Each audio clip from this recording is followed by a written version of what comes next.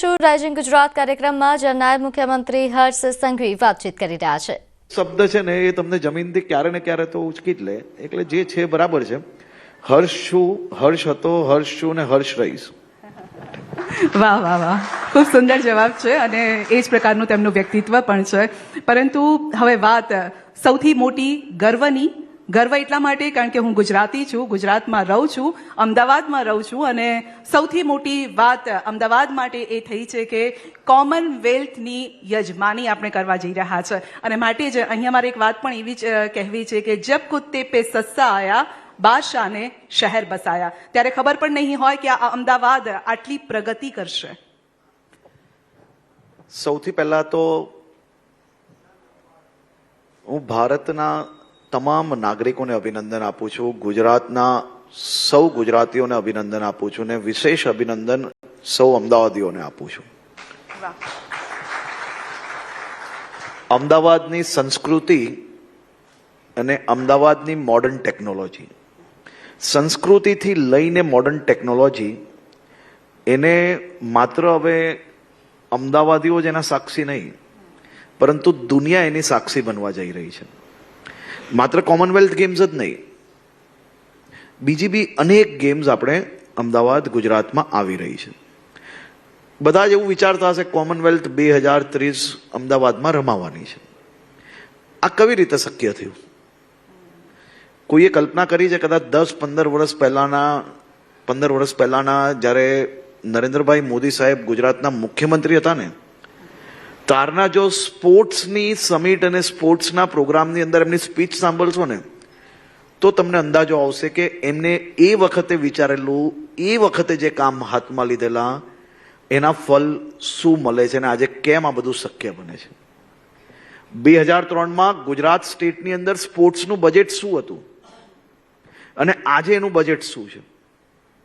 ખેલ મહાકુંભની શરૂઆત 2010માં થઈ અને એ ખેલ મહાકુંભના હિસાબે જે ગુજરાતીઓને દેશભરની અંદર નેશનલ અને ઇન્ટરનેશનલ ટુર્નામેન્ટ્સની અંદર આપણા ગુજરાતના દીકરા દીકરીઓને લોકો ફાફડા જલેબી ખમણ ઢોકલા કહીને બોલાવતા હતા. અને આજે એ જ ગુજરાતના દીકરા દીકરીઓ દેશભરના અલગ અલગ રાજ્યના દીકરા દીકરીઓને બોક્સિંગ હોય, ટેબલ ટેનિસ હોય, સ્વિમિંગ હોય, આ બધી જ ટુર્નામેન્ટની અંદર આપણે અનેક મેડલ્સ જીતતું રાજ્ય થઈ ગયું. એનું નામ છે ગુજરાત રાજ્ય. ગુજરાત એકમાત્ર એવું રાજ્ય છે કે જેને 100 દિવસની અંદર નેશનલ ગેમ્સનું આયોજન કરવામાં સફળતા પ્રાપ્ત કરી અને આજ સુધીનું સૌથી ઐતિહાસિક નેશનલ ગેમ્સનું આયોજન કરવામાં બી સફળતા ગુજરાતે પ્રાપ્ત કરી. હવે આ 100 દિવસમાં નેશનલ ગેમ્સનું આયોજન અમે કરી શક્યા, પણ કેવી રીતે કરી શક્યા? કારણ કે ભૂતકાળમાં નરેન્દ્રભાઈ મોદીના સમયમાં એમને સ્પોર્ટ્સ ઇન્ફ્રાસ્ટ્રક્ચરની પાછળ જે પ્રકારે ગુજરાતના યુવાનોને વધુમાં વધુ પ્લેટફોર્મ મળે તે માટે જે આયોજન કર્યું હતું અને આપણી પાસે ઇન્ફ્રાસ્ટ્રક્ચર રેડી હતું, તે માટે આપણે આયોજન કરી શક્યા. અને કોમનવેલ્થ એમાંનું જ એક ફલફ્રૂટ છે. અને કોમનવેલ્થ એટલું જ નહીં, પરંતુ એક કોમનવેલ્થ ગેમ્સ લાવવા માટે કેન્દ્રીય ગૃહમંત્રીશ્રીએ ગુજરાતના યુવાનો વધુમાં વધુ સ્પોર્ટ્સમાં જોડાય, અમદાવાદની આ બધી જ વ્યવસ્થાઓ સારામાં સારી બને અને આજે બનાવેલી આ વ્યવસ્થાઓમાં ભવિષ્યમાં દુનિયાભરની અલગ અલગ ગેમ્સ આપણા અમદાવાદ ગુજરાતમાં થઈ શકે તે માટે 15થી વધારે વાર કલાક 2 કલાક 3 કલાક પોતે બેસીને સ્ટેડિયમ કેવું હોવું જોઈએ, એનામાં ભવિષ્યની અંદર નવા ખર્ચ કેમ ના આવે, એની પોતાની ઇકોસિસ્ટમ કઈ રીતે ઊભી થઈ શકે, આવા નાના નાના વિષયોની બેઠકે પોતે દિલ્હી ખાતે, ગાંધીનગર આવ્યા હોય તો લીધી હોય, ત્યારે આપણે આ બધી વ્યવસ્થાઓ ઊભી કરી શકીએ છીએ. આજે વીર સાવરકર સ્પોર્ટ્સ કોમ્પ્લેક્સમાં જશો ને તો તમને અંદાજો આવશે કે આપણા ગુજરાતની કેપેસિટી શું છે સાહેબ. ગણતરીના મહિનાઓમાં એશિયાનું one of the best sports enclave બનાવવામાં આપણે લોકોને સફળતા પ્રાપ્ત થઈ છે. આમાંથી કેટલા લોકો વીર સાવરકર સ્પોર્ટ્સ કોમ્પ્લેક્સ ગયા મને ખબર નથી, પણ જે નહીં ગયું હોય એને જરૂરથી પોતાના દીકરા દીકરી જોડે સ્પોર્ટ્સ કોમ્પ્લેક્સમાં જવું જોઈએ. ત્યારે અંદાજો આવશે કે સ્પોર્ટ્સ ફેસિલિટીઝ કેટલી મોટી આપણી પાસે ઉપલબ્ધ છે.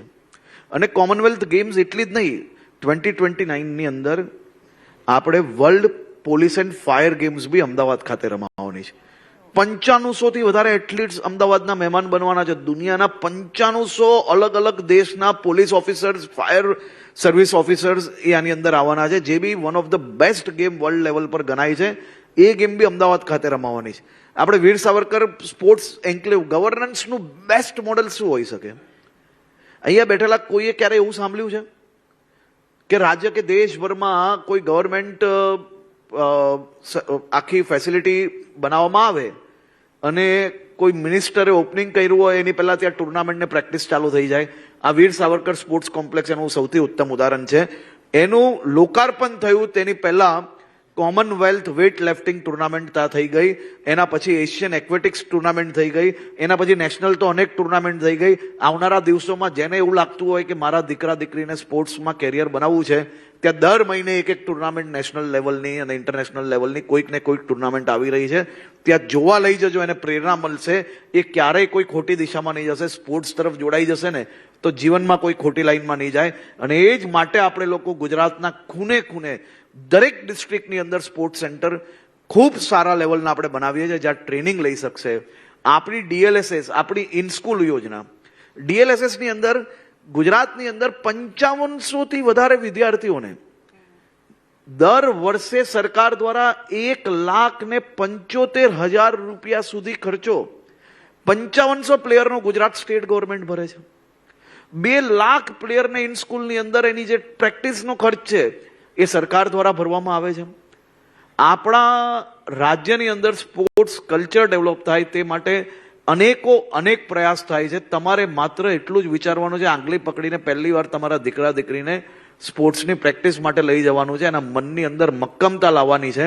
આ બધી ટુર્નામેન્ટ આપણે કેમ લાવીએ છીએ?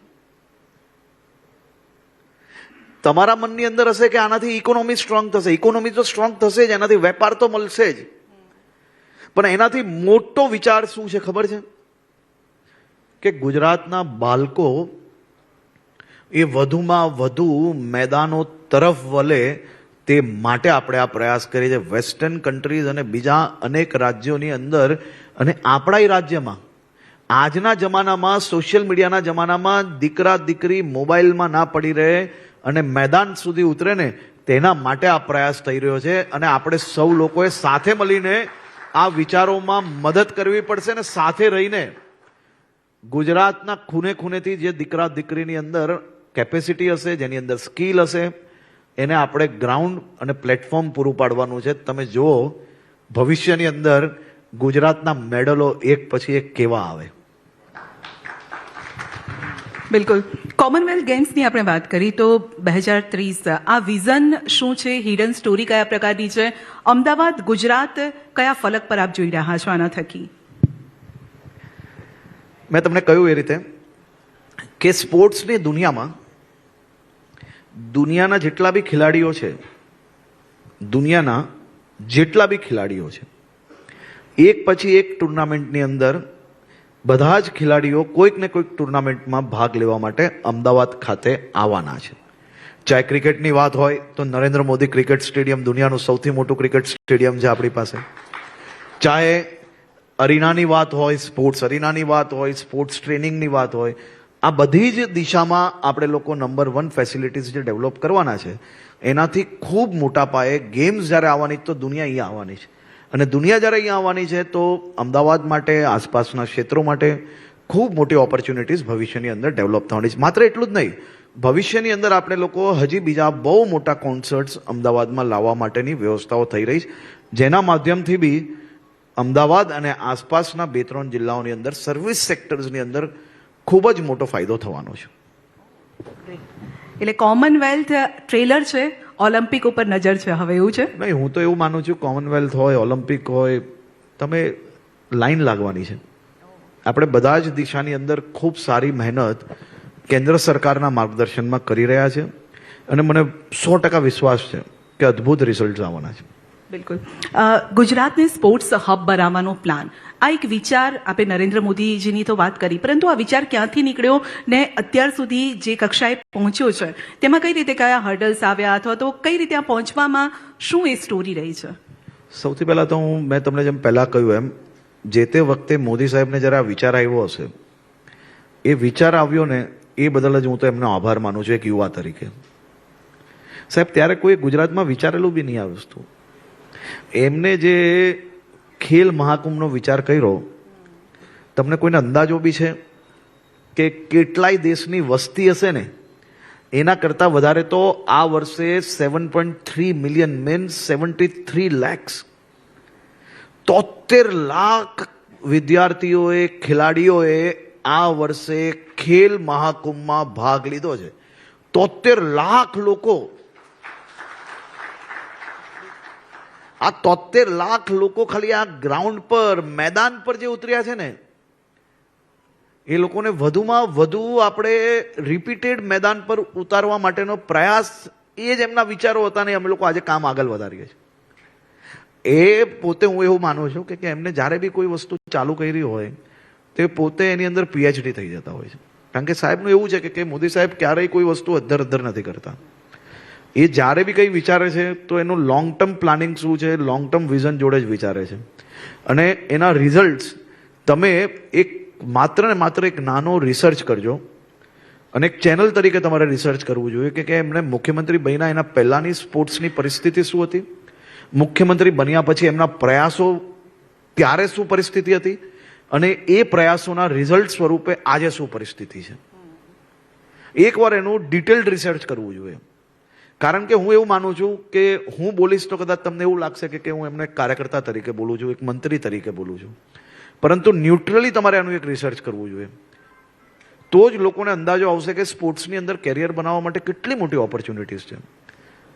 અને મારા રાજ્યના યુવાનોએ તો ક્યારેય પાછળ વળીને નથી જોવાનું. આપણે બધી જ વ્યવસ્થાઓ, તમારે ટુર્નામેન્ટ રમવા જવા માટેની બધી જ વ્યવસ્થાઓ માટે મુખ્યમંત્રી શ્રી ભૂપેન્દ્રભાઈ પટેલના માર્ગદર્શનમાં વિભાગ હંમેશા તૈયાર છે અને સહયોગી છે આપણા. બિલકુલ. વાત હવે ગૃહ ખાતાની કરવી છે, કારણ કે પોલીસ ભલે દિવસ રાત જાગે, તહેવાર ન ઉજવે, પરિવાર સાથે ન રહે, તો પણ હંમેશા સોફ્ટ ટાર્ગેટ પર રહે છે. વિરોધીઓ કેમ વરસવાનું ચૂકતા નથી? તમારા બધાનો સૌથી ગમતો વિષય આવી ગયો છે. ચર્ચામાં છે અત્યારે એટલે. જો હું એવું માનું છું બેન, એક પરિવારમાં 5 ભાઈઓ હોય ને, 5 ભાઈનું એક પરિવાર હોય ને, તો એ 5 ભાઈના ગુણ એક સરખા નથી હોતા. 5 ભાઈના સ્વભાવ એક સરખા નથી હોતા. પરંતુ કોઈ એક ભાઈ કઈ ભૂલ કરે અને તમે 4 ભાઈઓને જો બદનામ કરો તો એ બી યોગ્ય ના ગણાય. બીજી વસ્તુ કે તમે ઘરની બહાર નીકળશો એટલે રસ્તા પર જોશો તો વાહન ચેકિંગમાં કોણ હશે? તો પોલીસ દેખાશે.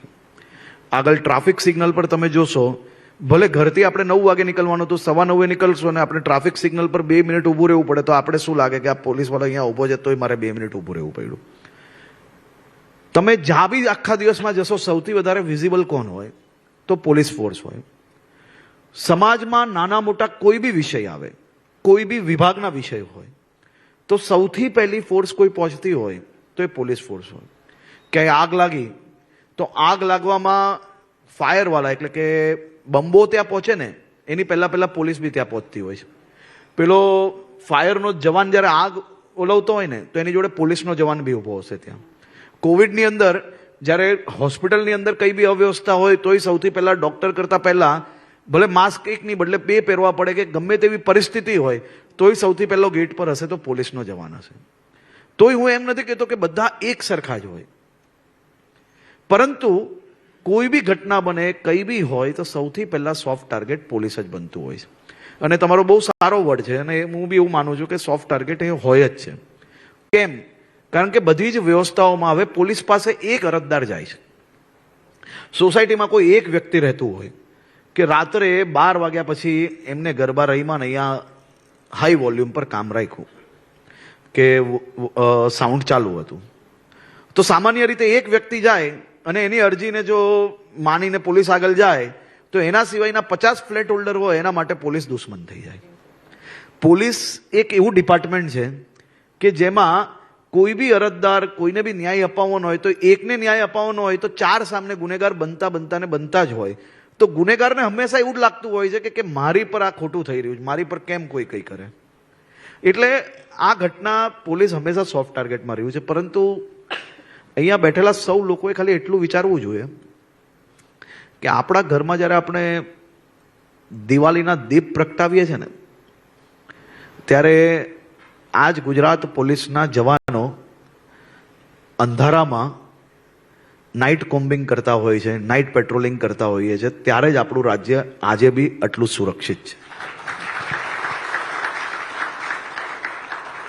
મારે નેતાગીરી કરવી હોય ને અને હમણાં લોકોમાં વાહ વાહ કરાવી લેવી હોય તો હું દરરોજ સ્પીચમાં એમ જ કહીશ કે તને આ કાલે સસ્પેન્ડ કરી લઈશ, પરમ દિવસે આમ કરી લઈશ, રોડ પર ઊભા બરાબર નહીં રહેશો તો આમ કરી લઈશ. પણ એ ચેલેન્જીસ શું છે, એ ચેલેન્જીસનું નિરાકરણ શું છે, એ કરવું ને એ સૌથી મોટી ચેલેન્જની વાત છે. બાકી તમારે હો હા આ તે આરોપ લગાડવા, આરોપની પાછળ તમે કોઈ પ્રૂફ માંગો ને, દરેક આરોપના પ્રૂફ તમે માંગતા નથી. એટલે આરોપ લગાડવા અલગ વસ્તુ છે, પણ આરોપની સામે જઈને સાચી હકીકત જાણીને એનું રિઝલ્ટ લાવવું ને એ જ દુનિયામાં સૌથી ચેલેન્જિંગ કામ હોય છે. અહીંયા બેઠેલા સૌ લોકો એના સાક્ષી હશે. આ વર્ષે નવરાત્રી કેટલા વાગ્યા તક તમે લોકોએ રમી? હા,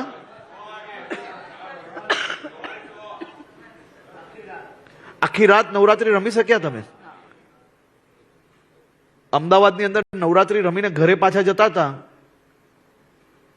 કોઈ વાંધો પડ્યો કોઈને?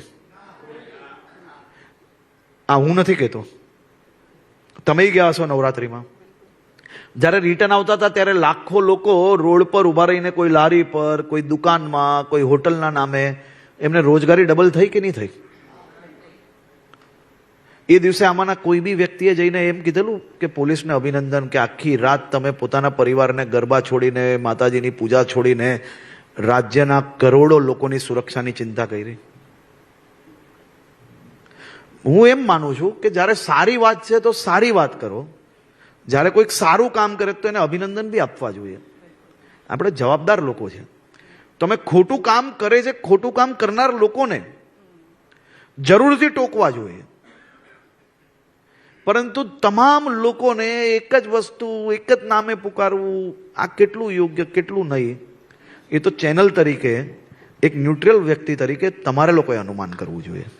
અચ્છા, તો નામ જોગ જ કહી દઉં છું, જિગ્નેશ મેવાણી જે પટ્ટાવાળી વાત કરીને શું પોપ્યુલર પોલિટિક્સ કરી રહ્યા છે કે આના થકી પોલીસનું નામ લઈએ તો સીધું હર્ષ સંઘવીજી પર નિશાન તકાય, સરકાર ઉપર નિશાન તકાય? 40 વર્ષના આ યુવાન ગુજરાતના દીકરાની પાછળ એમની પાર્ટીના કેન્દ્રીય સૌથી ઉચ્ચ નેતૃત્વએ પડી જવું પડ્યું હોય, આ તો મારા માટે ગર્વની વાત છે. તમે વિચારો ખાલી કે આખી પાર્ટી બધા જ ભેગા થઈને પાછળ પડી જવું પડતું હોય, એનાથી તમારે નક્કી કરવાનું. બિલકુલ. નાયબ મુખ્યમંત્રી બનતા જ આપે નાના જે ડ્રગ્સ પેડલર છે તેની તવાઈ બોલાવવાનું શરૂ કર્યું. આ વિઝન શું છે આગળ આપનું? સૌથી પહેલા તો હું મારા બધા જ વિપક્ષના સાથીઓને આભાર માનવા માંગુ છું, કારણ કે છેલ્લા ઘણા દિવસથી ભલે એ લોકોએ જે આંકડો કયો છે ખોટો છે, ઓછો છે,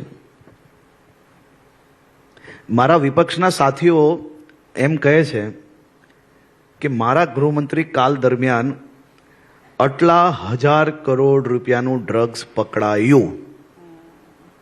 હું એમનો આ જાહેર મંચ પરથી આભાર માનું છું, કારણ કે એમને એટલું તો સર્ટિફિકેટ આપ્યું કે ડ્રગ્સ પકડાયું.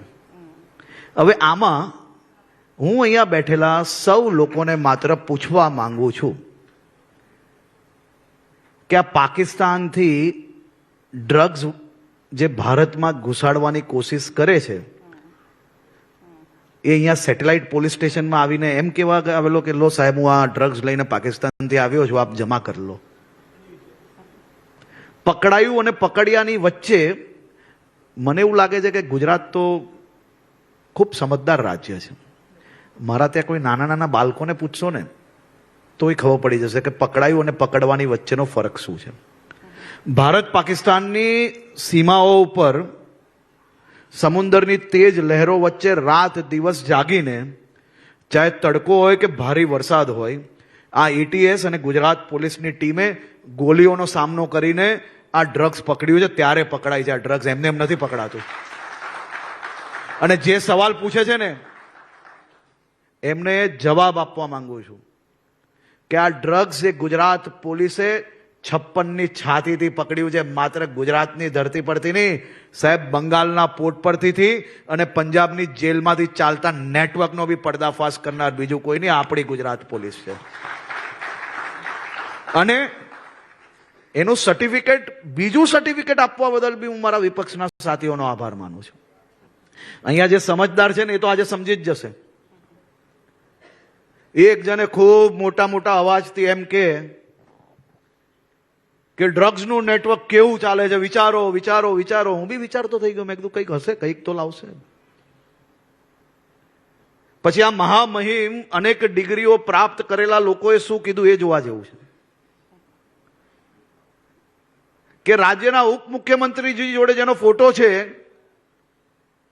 એને બી ડ્રગ્સ કારોબારમાં પકડાયો.